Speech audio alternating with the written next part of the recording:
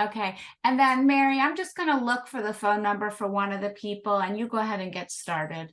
Since Okay. I don't know where they are.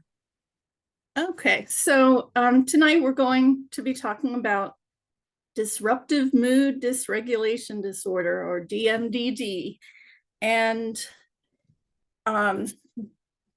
our agenda for tonight is to review the history of it, how we define it, how it's diagnosed and treated, and what the outlook is for kids who are diagnosed with DMDD.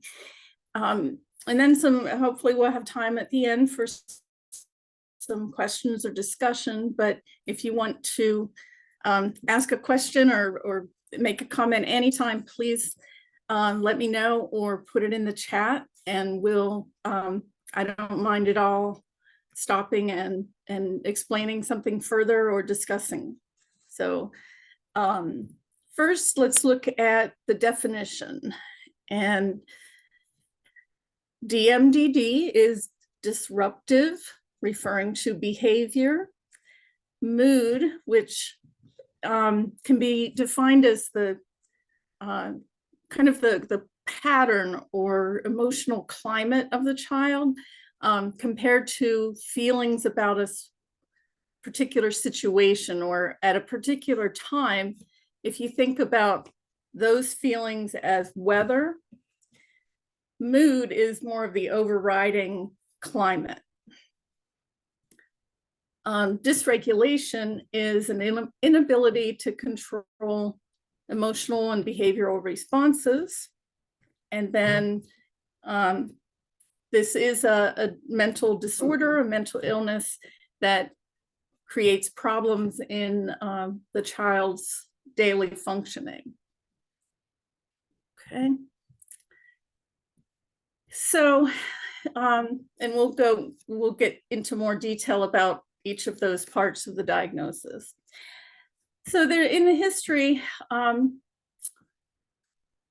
as you're probably aware, mental health diagnoses are all listed and described in the Diagnostic and Statistical Manual, or the DSM. And we are now on DSM-5, but the previous edition, DSM-4, there was a concern that came out in 1994, and there seemed to be a lot of kids being diagnosed with bipolar disorder. And this was a concern because the way that bipolar, or the way that these children presented, they may have manic symptoms or elevated symptoms that go along with bipolar, but it didn't fit exactly the criteria for bipolar disorder. So there was this consensus that all these kids were being diagnosed with bipolar disorder, and that probably wasn't really what was going on with them, but that often led to certain medications being prescribed or certain types of therapy, and it just wasn't appropriate for these kids. So they started research groups and trying to define what a diagnosis would look like to capture these severe symptoms in children, aside from bipolar disorder. And so DMDD first appeared in the 5th edition of the DSM in 2013. Okay, so this is, I don't know how many of you remember Ramona, Beverly Cleary's beloved character. This little girl, I want to say right off the bat, I am not diagnosing Ramona with DMDD or with anything. But I loved this quote and this picture of Ramona. Nobody understood. She wanted to behave herself, except when she was banging her heels on the bedroom wall. She had always wanted to behave herself. Why couldn't people understand how she felt? And Ramona kind of captures it. Like I said, I'm not diagnosing her, but she would have these wide ranges of moods, and she was often getting picked on, or she was told she was too much. She was coming on too strong. She was getting into things that she had no business getting in. Of course, the name of this book that this quote is from is Ramona the Pest. But I just love that quote in the picture to go along with DMDD. So the specific is that this is diagnosed between ages 6 and 18, but the child has to show these symptoms, particular symptoms, before 10 years of age. So they can be diagnosed at 13 or 14 with DMDD, but it couldn't just appear, their symptoms couldn't just appear around that age. They had to have shown this as a long-standing pattern prior to 10 years of age. So the first main symptom is severe recurrent tantrums. And we'll get into later about how DMDD symptoms overlap with other disorders. Of course, tantrums are part of childhood. Every child pretty much will go through phases of having tantrums with verbal aggression, physical aggression. The tantrums in DMDD are way out of proportion to what's going on and to the trigger. And they're not consistent with how old the child is, their chronological or developmental age. So you have a 10-year-old who is having these severe tantrums over what seems like nothing, but they look, you're looking at them and it doesn't look like a 10-year-old, it looks like a 3-year-old. So it's way inconsistent with their developmental level. This is the other main criteria that will go along with that has to be present for DMDD, is a persistent mood of irritability. And remember I said before that that's the kind of their climate. It's not just that they get mad, they have an outburst, and then they calm back down again.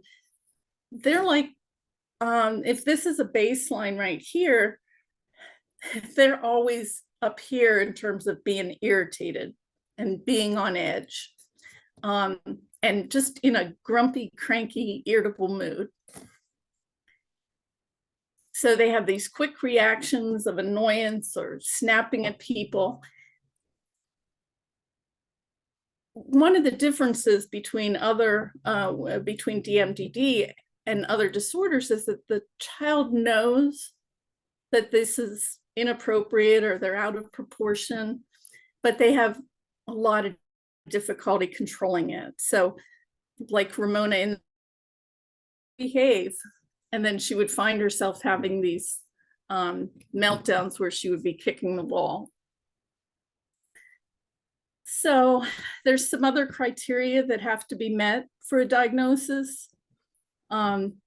It has to be over a long period of time and pretty consistent that they have these tantrums and irritability, and that this causes problems, or they have these symptoms in at least 2 settings, so school and home. And I know it's very common for children to have different behaviors at school than they do at home, where they may behave all day at school and then they come home and they sort of take it all out on the parents, all that pent up energy.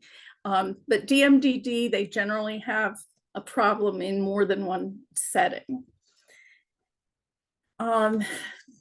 It can't be, this irritability can't be seen only as, only when the child looks depressed. And that you can't ascribe these symptoms to some other mental disorder, another diagnosis. And there's a whole list. I didn't want to go into the specifics about what diagnoses can coexist with DMDD and what can't coexist. Just for example, a child can have both ADHD and DMDD, but they can't have both. I believe they can't have both DMDD and bipolar disorder.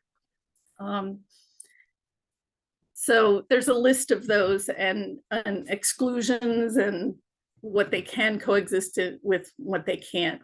And if they have symptoms that meet the criteria for two disorders, the DSM will prioritize which one should be the primary diagnosis.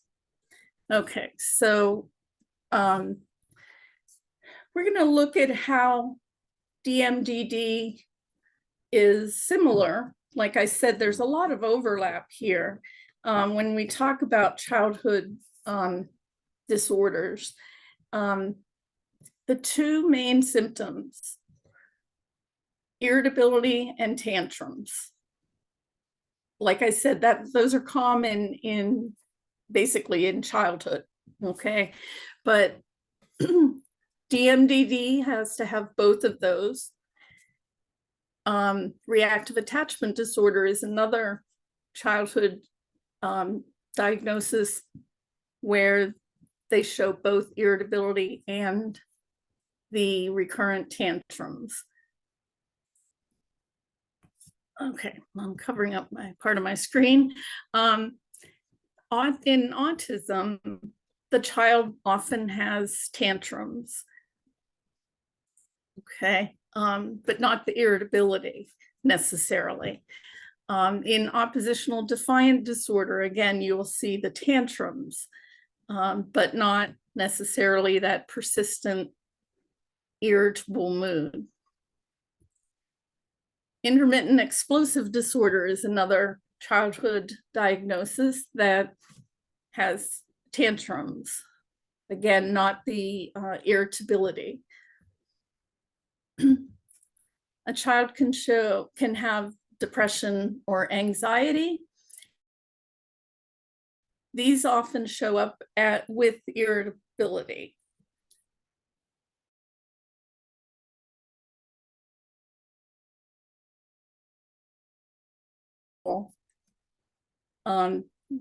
And may have tantrums, but not necessarily connected to their ADHD. So there's a lot of overlap, like I said, of the symptoms, but this comparison can help, you know, if a therapist is asking about, or a psychiatrist, psychologist is asking about, where do these occur? Why do they occur? That helps to narrow it down into what the correct diagnosis would be. Bipolar disorder, and children can be diagnosed with bipolar disorder. And that often shows up with irritability, but not necessarily the tantrums. Okay. So this is, on this slide, we're going to look at how DMDD is different from those other disorders. And we're going to look at those two main symptoms. The two main criteria for DMDD, those are tantrums. And remember, those tantrums have to be way out of proportion and beyond the child's age, or I'm sorry, not appropriate to the child's age. So first, let's look at the tantrums. In DMDD, those tantrums come because their emotions are so big and they don't have the skills to control the emotions and control the behaviors that those emotions lead to. And it's really rooted in depression. So, which is interesting, it is classified, DMDD is classified under depressive disorders in the DSM. But remember that it originally came about because of concern that kids were being diagnosed with bipolar disorder. So it is confusing, I realize that, but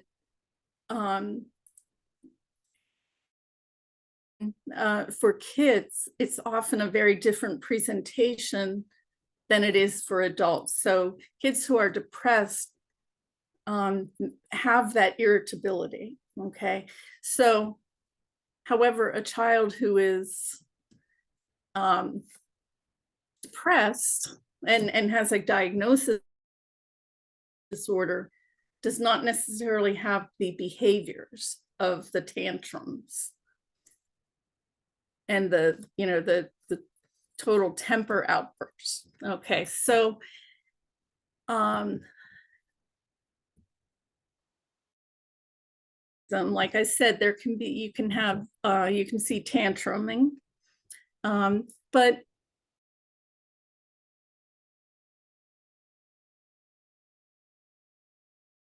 probably a sensory stimulus, something that's disrupted them internally. And so a tantrum is a way of self-soothing and getting themselves back either away from that stimulus, whatever the thing that has triggered them. Okay. You can have the tantrums with oppositional defiant disorder. However, again, it's for a different reason. With ODD, those tantrums and the temper, excuse me, they're much more purposeful and they're more intentional. They are doing it purposely to make others mad at them or to get back at people and defying authority. With intermittent explosive disorder, it's generally tied to a lack of impulse control, and there's usually an identifiable stressor, meaning you can pretty much be able to see what it is that has upset them. That's not necessarily true with DMDD. You don't often see what's the big deal?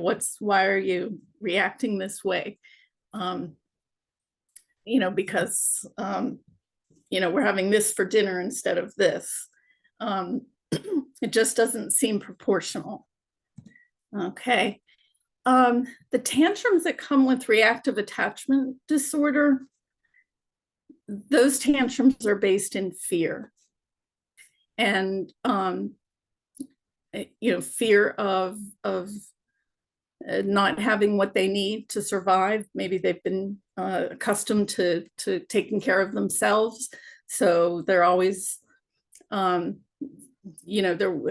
like keeping a firm grip on control, and so they may be defying authority like a kid with ODD, but it's for a very different reason. Okay. So the other major criteria for DMDD is the irritability and that persistent irritable mood. And with DMDD, it's present most of the time. This is their sort of, like I said, emotional climate is a grumpy kid walking around, a irritable, ready to snap at anybody, and for sometimes unknown reasons. Now, like I said, in bipolar disorder and depressive disorder, that often shows in kids as irritability. However, in these two mood disorders, bipolar and major depressive disorder, the irritability, or what may have previously been seen as as mania or manic episodes where they're elevated and their mood is very high and out of control.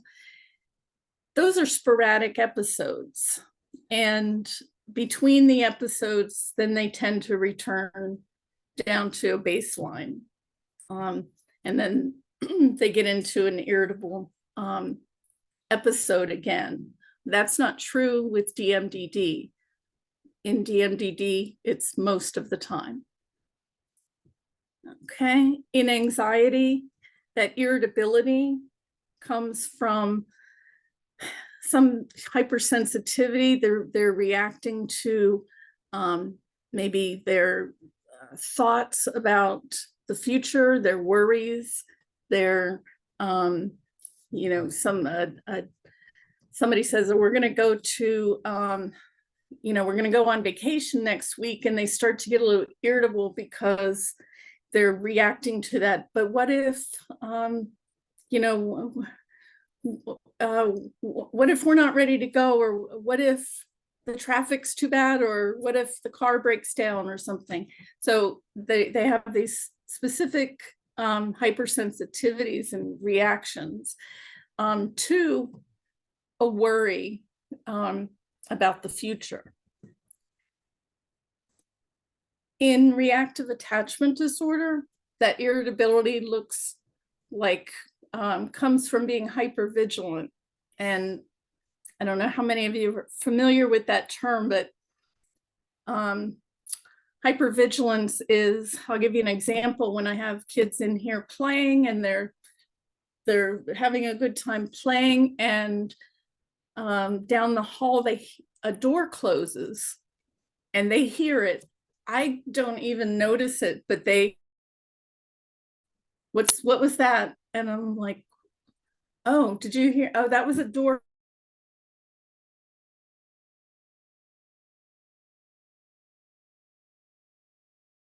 Environment for threats to their well-being, or what they perceive as their well-being. So again, it's coming from a place of fear. Okay. And kids with ADHD can have irritability, but that's often because they've been overstimulated.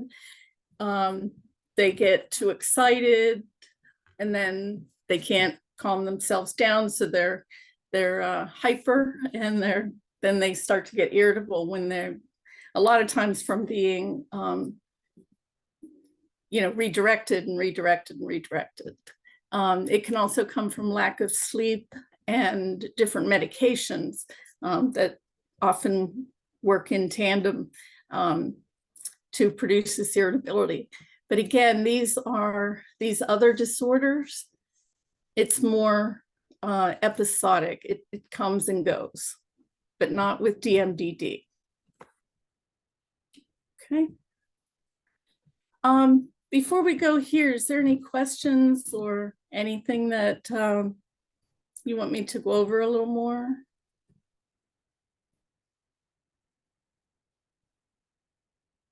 Okay. So this is what I would call probably my least helpful slide, is what causes DMDD? And the answer boils down to, well, it depends, and it's a combination of things. Biological factors, hereditary factors, and then whatever they're exposed to in their environment. So in other words, they don't know. But like most or many of the disorders in the DSM, it's really hard to pinpoint a specific cause, but we know that the children are a product of both nature and nurture. They have been able to identify some risk factors of not necessarily causes, or you know, what causes a kid to have DMDD, but things that are associated with or correlated with that diagnosis. And that would be maybe a family history of different mood disorders or substance abuse in their, which affects both hereditary and environmental factors.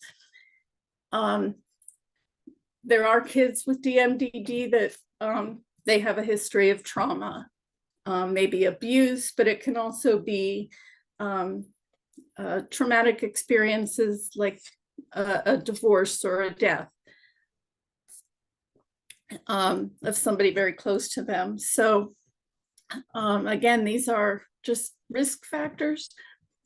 The child's temperament can also be correlated. Some kids are just than others.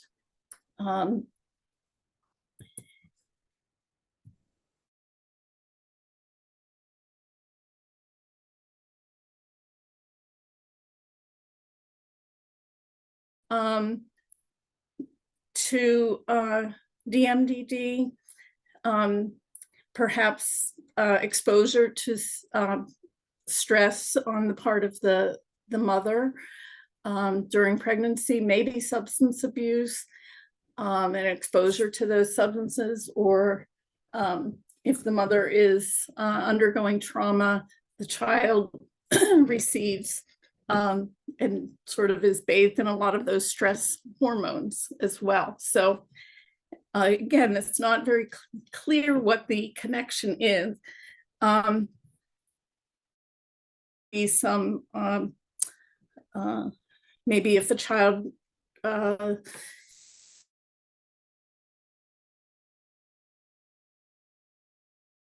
caregiving, but a child with no complications, that could be connected as well. And I didn't mean to say that they're not receiving good caregiving, but not the same secure primary caregiving, or having a primary caregiver at home compared to being in the hospital. And then diet, other lifestyle factors like their sleep patterns, any medical conditions, and their level of physical activity. So again, these are all have been correlated, but not necessarily the causes of DMDD. So the treatment, I guess most of the recommendations for therapy would be cognitive behavioral therapy, CBT.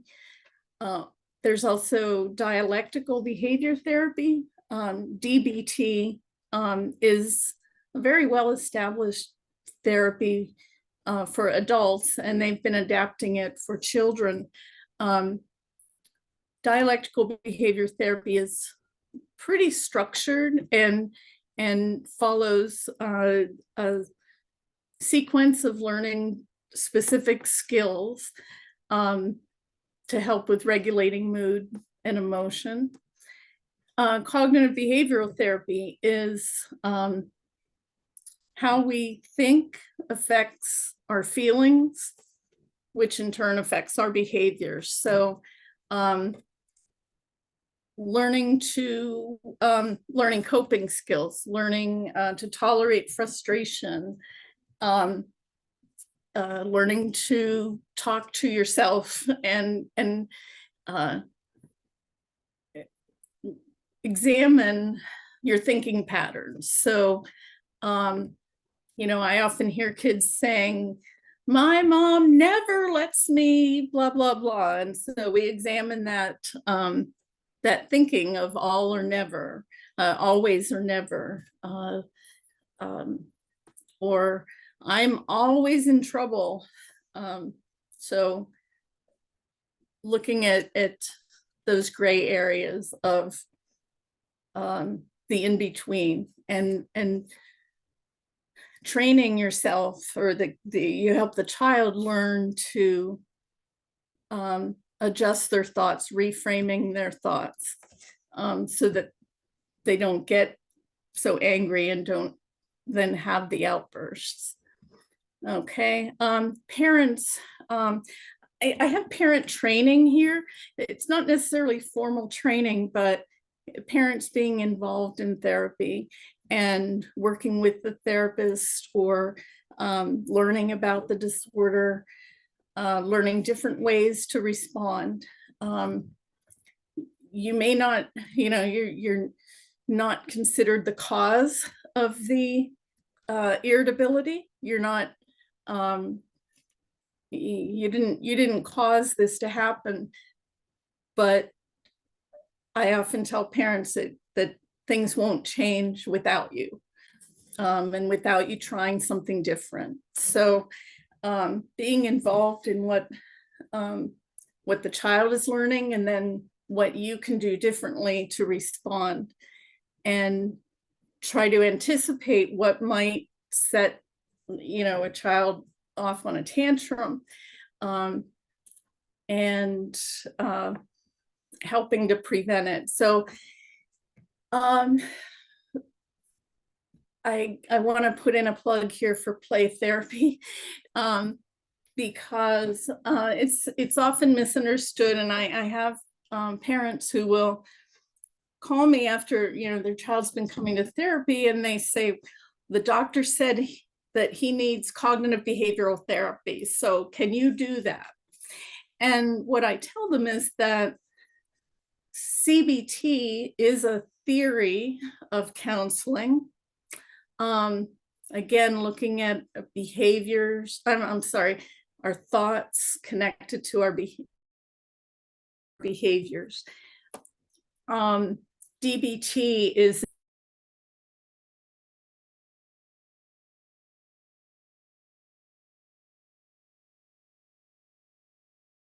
how to get there. And so today I was working with a child who trying to help her identify her feelings more. So instead of just reading or just talking about feelings, and using talk therapy, we were using clay. And what does anger look like to you? What does fear look like? And let's make, she's going to make little models of what that looks like. So we're using play to get to the same place, that often adults get there through talk therapy, but it's using the same CBT or DBT model of the skill set. Okay, so and as well, involving parents in the play as also. I do that a lot with having parents join the session, and there's a lot of times, as you can imagine, with an irritable child who's tantruming all the time, the relationships really get very tense, and sometimes the parent and child are just not getting along. So having the parent in the session playing with the child can be helpful. So it involves both talk and play therapy. Okay, so in the treatment of DMDD, different medications, and I'm not an expert on medications. I'm not medically trained, but there are no specific medications for DMDD, but doctors, psychiatrists may prescribe a stimulant, such as the ones usually used for ADHD, that can help with the emotional, or the regulation, the self-control helping with impulses, and antidepressants to treat the irritability. And the third category here is atypical antipsychotic or neuroleptic medications. These are some heavy duty meds that, as you recall, the DMDD had its roots in the perhaps overdiagnosis of bipolar disorder in children. And often this was the category of medications that were being prescribed. And they can be very effective with children. However, you have to make sure that you know what you're treating. So the diagnosis needs to be as accurate as possible if you're going to use any of these medications. Usually this third category of meds are used only if the other types are not successful, or they may be used in combination with other medications. And another category of treatment would be the alternative medication or alternative practices. And that can include diet changes, making sure that the child has plenty of physical activity, working on their sleep patterns. It's I don't know how many kids that I've seen over the years that when we talk about wake up grouchy and stay that way all day, it's especially true when they don't get good sleep, when they can't get to sleep at night all the night, or they wake up early and can't go back to sleep. So sleep patterns are really, really important for all of us, but especially for kids. And then the mind-body practices like mindfulness and yoga and being aware of your breathing and so on. You want to make sure that you've ruled out any endocrine system problems like thyroid that might be contributing to some of the dysregulation and the irritability. And vitamins and supplements. I'm open to hearing what people think, what people have done some research on and what helps with their child.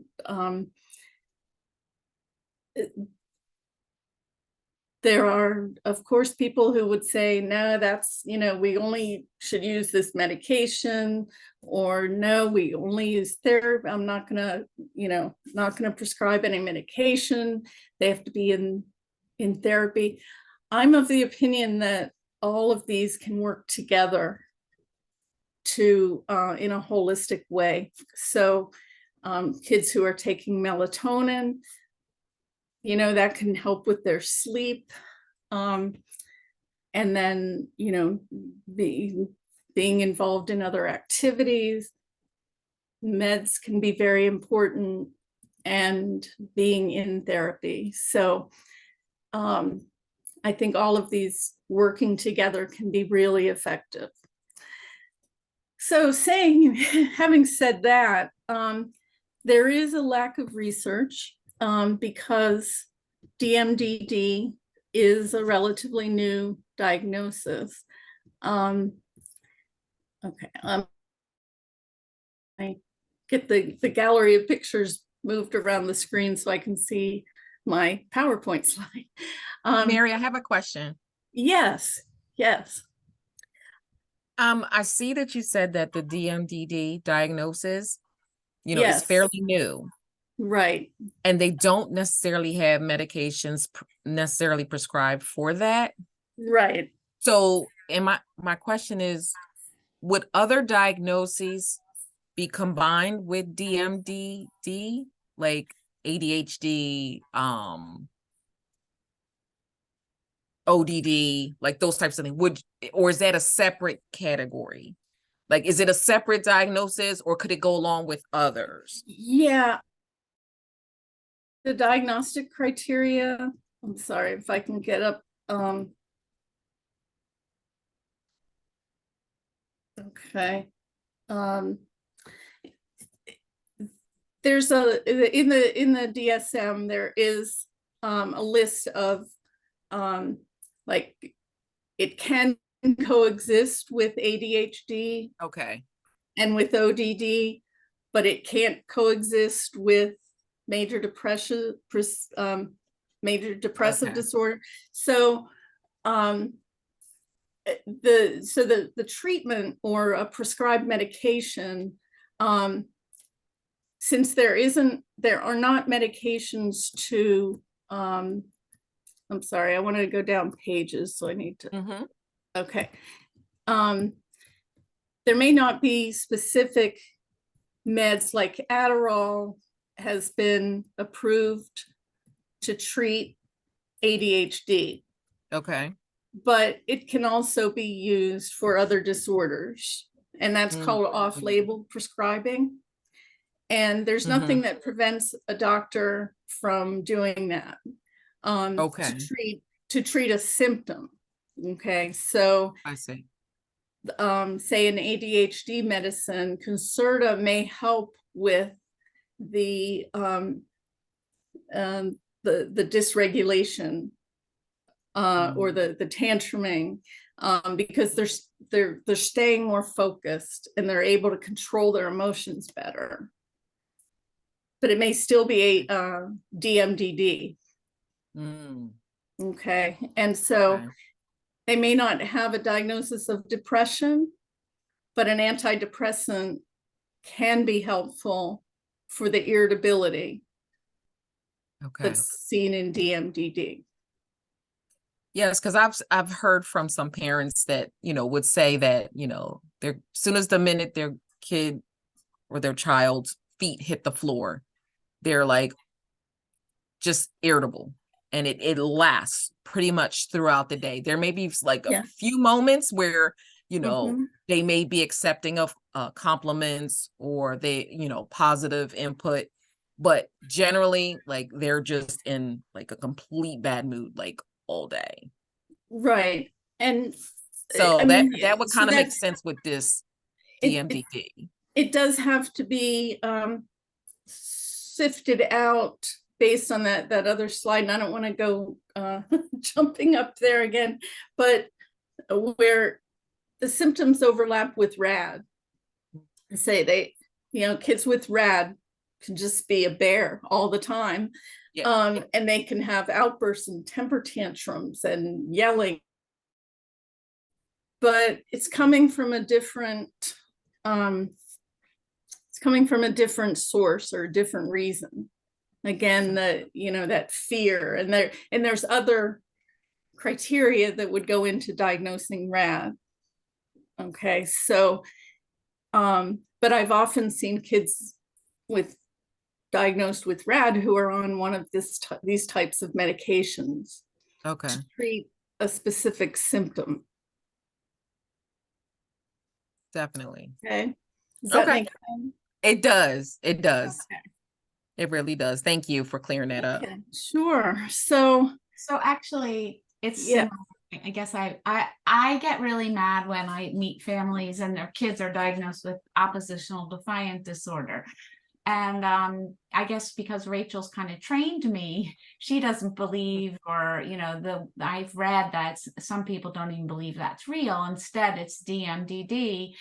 And I just wanted to hear what you think about that. And I guess at the end of the day, we shouldn't worry so much about the label, but I feel like ODD gives you such a bad stigma. But anyhow, go ahead. It really does. And like I said, and we can talk about this more in terms of the history of this DMDD diagnosis, and not just DMDD, but when the when the Diagnostic and Statistical Manual was being updated, there was a lot of discussion about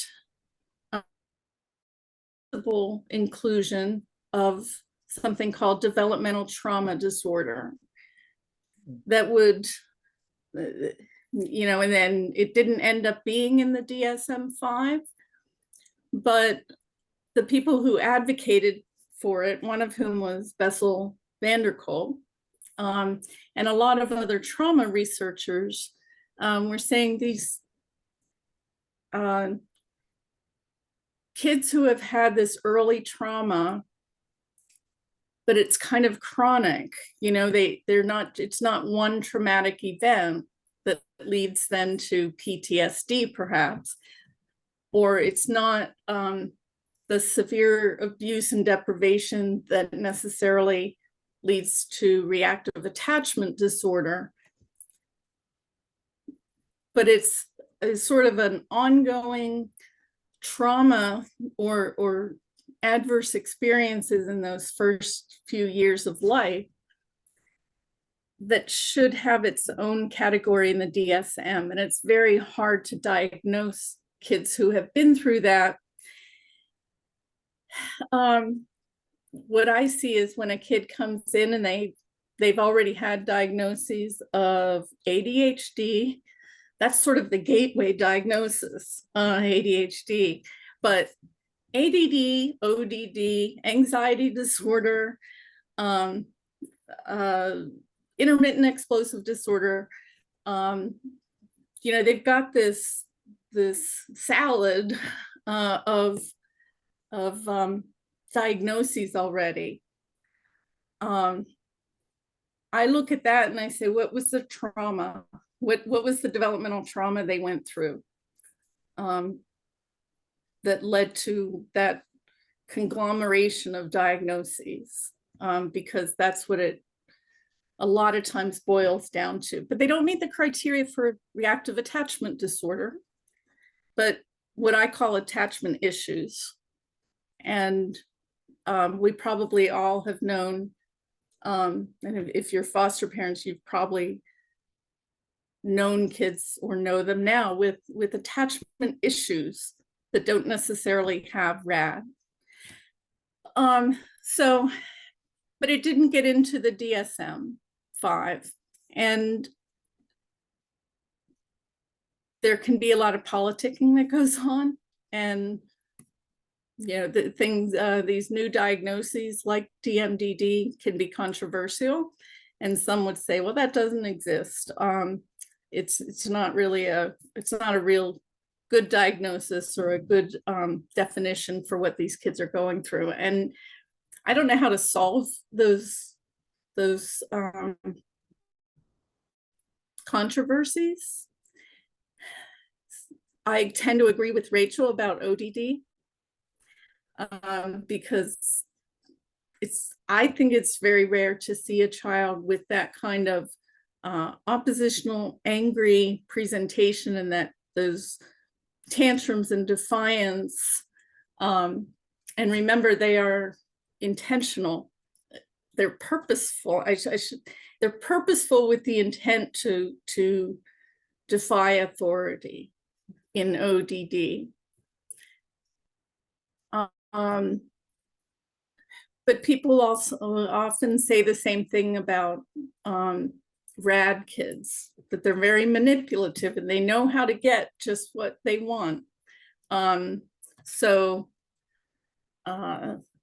me, it's not necessarily about the label, but what does the diagnosis lead to in terms of different medications and different treatments? Like if you remember that quote from Ramona, that she wanted to behave.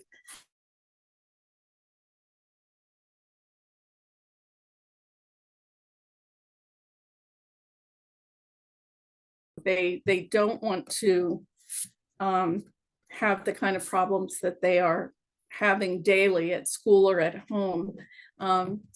but they're just trying to solve the problem of how they're feeling, but it comes out in a inappropriate or developmentally inconsistent way. So it's a lot of rambling, but I think that looking at the symptoms and looking at where those symptoms are coming from is a good way to approach it. Okay, so let me see, looking at the outlook, what did I do? I made this, I expanded my screen. Oh. Okay, I think I've got it now. Why is it not? Okay. Since it is a new diagnosis, there is a lack of research about the prognosis, what happens to these kids. Okay, so is Ramona at age 8 going to be Ramona at age 48? And I just love that cartoon. I had to include it. Does it necessarily mean that these kids are doomed to a lifetime of irritability and outbursts, even when they're adults? And that's not necessarily the case. As the child grows up, there's maturity factors. They learn some skills, that their symptoms can get less frequent maybe and less severe. And as if you remember, the first criteria is that it's diagnosed between the ages of 6 and 18. So you can't have a diagnosis of DMDD if you're 21 or 30 or 48. Once you're 18, that diagnosis is no longer applicable. So if you continue to have symptoms, then the diagnosis will have to shift to be more applicable to that, to adult disorders. So it has been found that these kids generally don't go on to have bipolar disorder in adulthood, which makes is some argument for the fact that they were being incorrectly diagnosed before DMDD was created.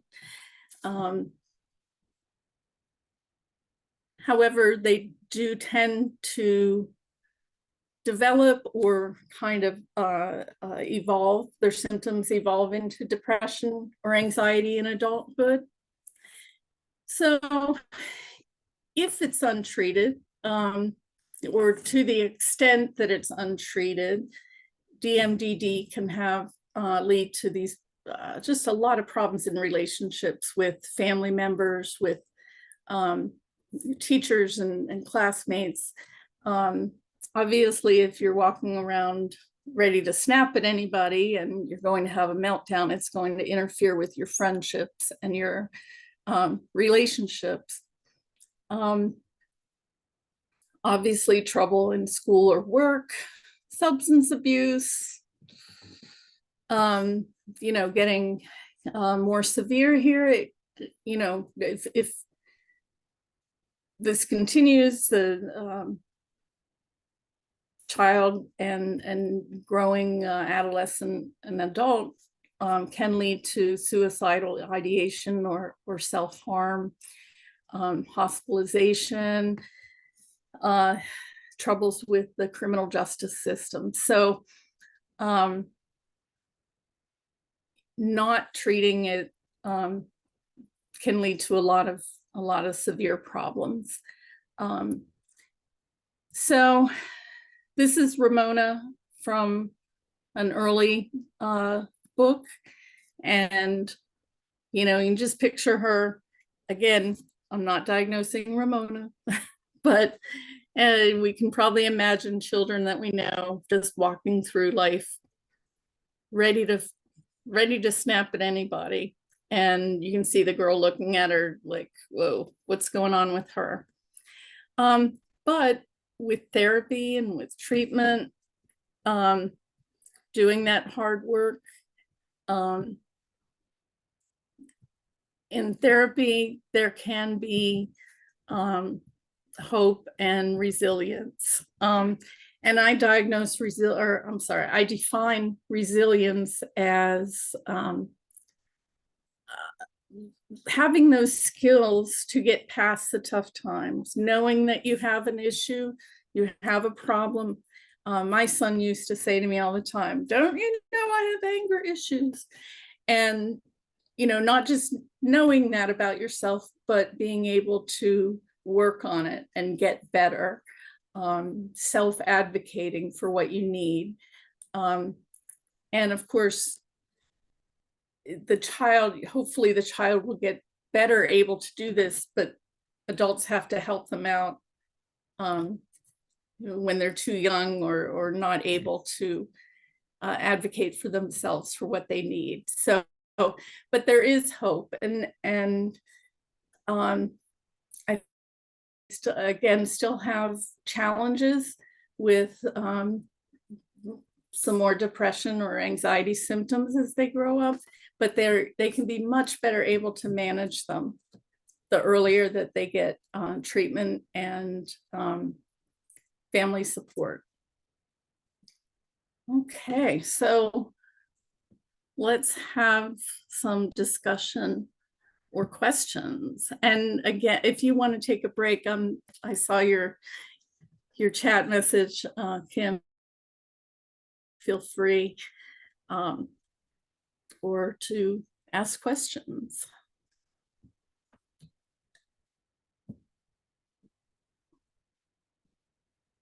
Or comments, any thing that you want to talk about related to this. Stacy and Clifford, do you guys have, I hope you don't mind that I'm singling you out, but do you guys have any questions? Because I know sometimes people have thrown around this diagnosis for your sweet girl. No, that's the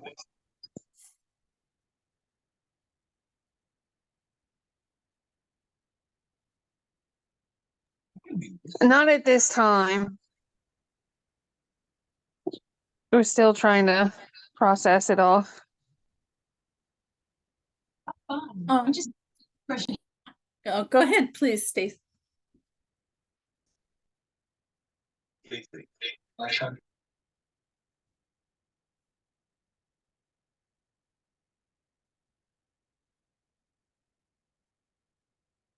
I'm going to send the PowerPoint to Kim and she can distribute it.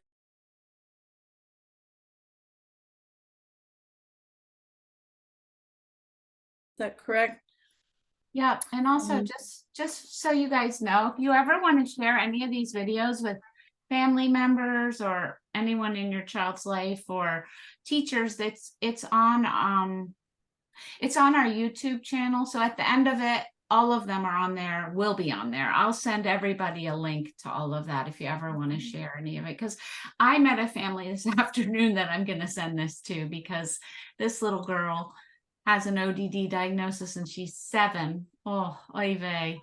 And I just I think it's just such a scary, all the diagnoses are so scary. And because I have a child with serious mental illness, I've been there. I know how scary it is. And you just have to go past the diagnosis and, try to treat the symptoms, I guess is what you were saying. So I appreciate all your everything you said. Treating the symptoms, but like as we said earlier about looking at where they may come from, though. Like I said, the symptoms of tantrums and irritability are present with RAD kids, but that doesn't mean that that everyone who has those symptoms has RAD. It's a tricky thing to accurately diagnose, but also to get the right kind of therapy and the right focus in therapy. So are you saying that play therapy is for especially maybe a 7-year-old that I might know is a good idea for someone who has tantrums a lot? And I'm just, I feel like I could learn way more about play therapy. So Oh, well, I'd be happy to do another training for you on play therapy. As I said, play is Sign up for that one. if you look at play versus talk therapy, okay, there's many different forms of talk therapy, and theoretical approaches to talk therapy. Play is the same way, so you can use play in a very structured format where you're telling, like, the therapist is directing, today we're going to play this game, and they're sort of in charge of the agenda. My way of doing play therapy is often very non-directive, where the child chooses what they do. And this is my playroom here. I have lots of different toys, and I have a sand tray, which is what I'm using as my desk right now. But the child chooses what they go to, and I use a lot of symbolism and metaphors in what they do. We don't necessarily always talk about what's happening in real life. It's therapeutic for them to work symbolically with the toys. So many different ways of doing play therapy, and different approaches to it. But it can definitely be used. Now, going back to the oppositional defiant disorder, one of the problems that I have with that diagnosis is that it tends to imply kind of a, oh, well, what can you do? They're ODD. There's not a lot of hopefulness about the child learning other ways to get their needs met. And I think if you look a little further, you might find that they perhaps fit a different diagnostic category.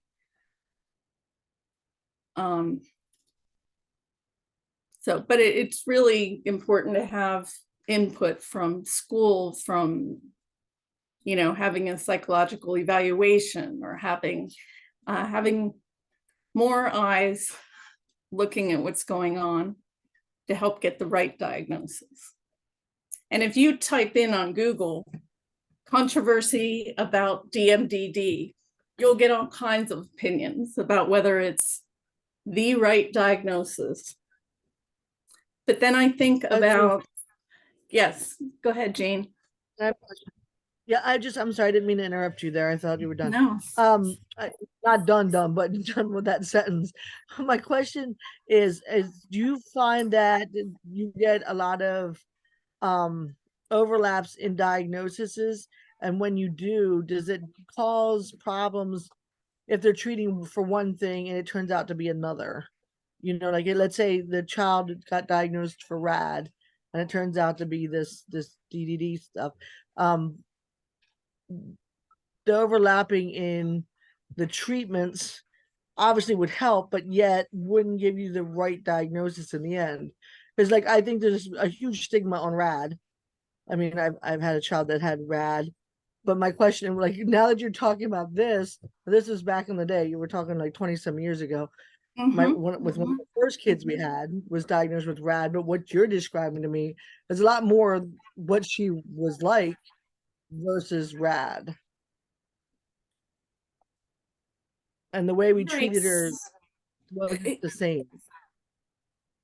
I felt, like, because RAD, it's very much, the triangulation, and that you have to make sure that you're the only person giving the emotional contact. And I'm not that mom, because, like, I got to hug you, like, it's just how I am.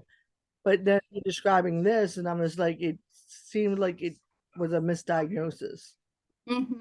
out and Well, come back. one big difference for me, if I have a child coming in, they have a prior diagnosis of RAD, and looking at their history, it seems like it's pretty, that's a pretty accurate diagnosis.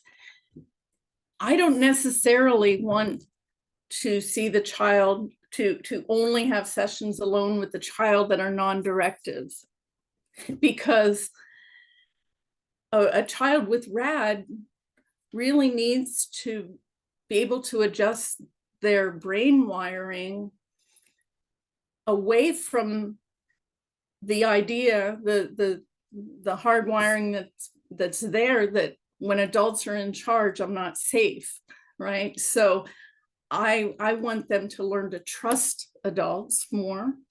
I don't necessarily want to be, have all the control, but I want to balance it so that they're not just coming in and doing the same thing that they do in every other setting, which is try to make sure that they control everything. Because it is based in fear. And another thing with RAD is that I don't necessarily want the child to bond strongly with me, okay? Because you've probably seen a lot that triangulation of, well, Miss Mary doesn't make me blah, blah, clean up my toys, so I like Miss Mary a lot better, and, this comparison and again, black and white thinking, Miss Mary good, mom bad. I don't want them to bond with me. I want them to bond with their caregiver, their guardian or their parent. So that's a big difference for me. Why the diagnosis makes a lot of difference in the therapy. I have my phone is ringing.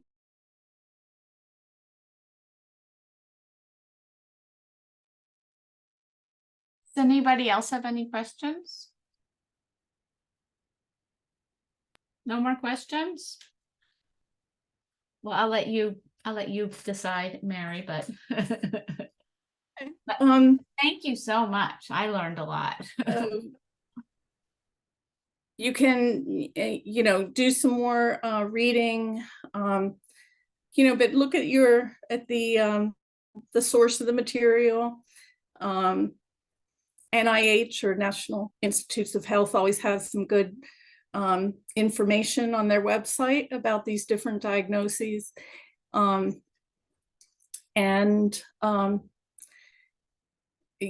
welcome to send me an email. I have my contact information at the end of the PowerPoint.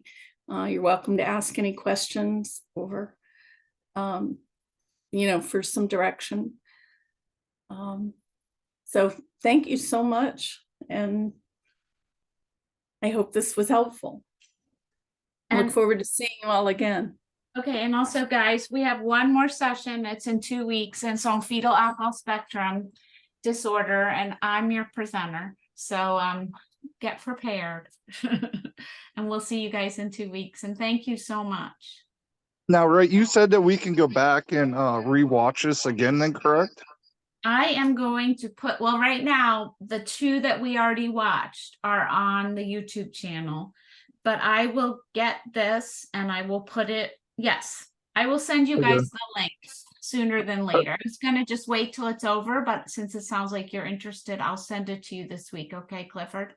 Yeah, like you said, a lot of this does have to deal with what we deal with. And I was trying to take it all in, then, we were trying to get Ella to bed and the dog's out. And so, you know what I mean? It was just kind of that point in time, but I would like to go back, and when I can sit down and really listen to it all completely, I would like that, please.